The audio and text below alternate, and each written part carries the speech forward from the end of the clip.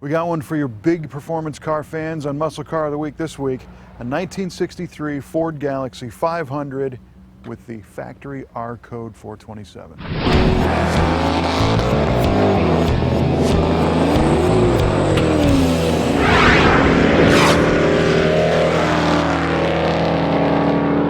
This week's Muscle Car of the Week is one that I certainly think is cool. By 1963, NASCAR was really super popular. I mean, it's still popular now, but it was really getting more and more popular with people.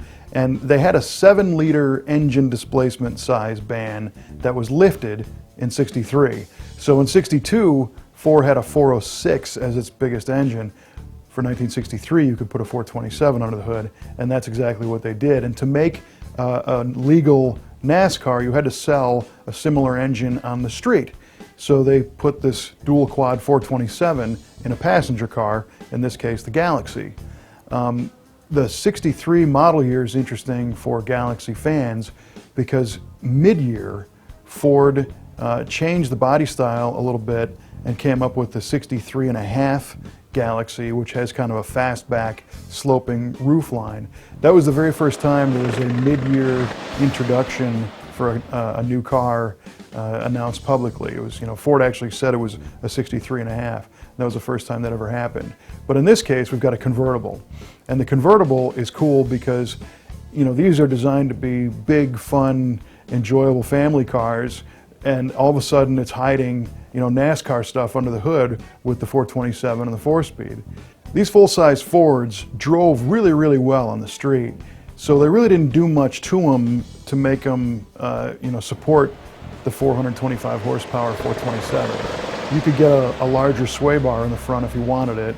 They've got 11.3-inch drum brakes in front, which is a little bit bigger. It's basically a police car and taxi cab brake system. The rear axle is a nodular iron-centered Ford 9-inch.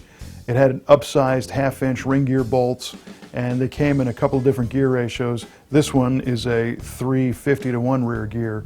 But interestingly, all the 427 cars had an open differential, which meant it didn't lock up both rear wheels, so these things left, I imagine, quite a bit of, one-sided skid mark burnouts all over the place because both wheels did not spin from the factory.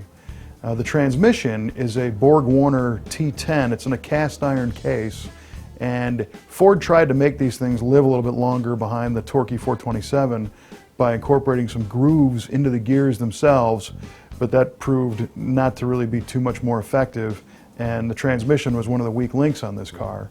But the real powerhouse was the 427 engine. It was a specific block. It's the Ford side oiler block, which meant the oiling system fed the main bearings through a passage on the side of the block rather than the top. And that was significant because on the super speedways, when you rev these things to high RPM all day long, they'd get oil starvation problems and they would fail. So when Ford came up with the side oiler concept, it added a lot of longevity to these things. The 2, 3, and 4s are all very similar, but one definite thing that was different was the hood latch. You grabbed the emblem in the grille, and that allowed you to open the hood. And under the hood, for the first time, was the 427. And this is a dual quad R code 427, 425 horsepower, tons and tons of torque. Just a bad machine. Tubular header type exhaust manifolds, and not much else on this thing. You got manual steering, manual brakes, crank windows. In NASCAR they ran convertibles in a separate class, and that's basically what this thing is. The engines are a 12-to-1 compression V8 engine. They made 425 horsepower as rated by Ford, and that came in at 6,000 RPM. They claim to have made 480 foot-pounds of torque at about 3,600 RPM. They've got a medium-rise aluminum dual-quad intake manifold, a pair of Holley 4-barrel carburetors sitting on top. And it's kind of interesting that both of those two carburetors have a heat stove-fed choke system. So that means on startup, you were into both carburetors. A lot of times multiple carburation is progressive, where you use one and then the other at wide open throttle. But these were dual quads all the time. The cylinder heads were a high flow design. They used a couple different 427 cylinder heads. but these had intake valves over 2 inches and a high flow port design. The camshaft was a solid lifter design, half-inch of lift, 306 degrees duration, and with that 12-to-1 compression, these things had a lot of snap. I mean, you fire the thing up and you can hear it's making power. There's nothing lazy about this engine. Another thing that's exclusive to the 427 cars are the wheels.